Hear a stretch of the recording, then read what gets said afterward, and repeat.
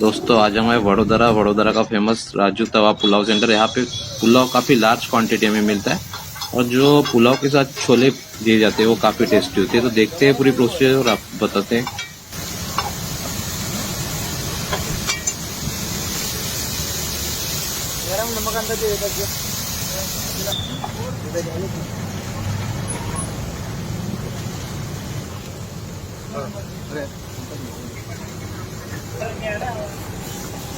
राजू भाई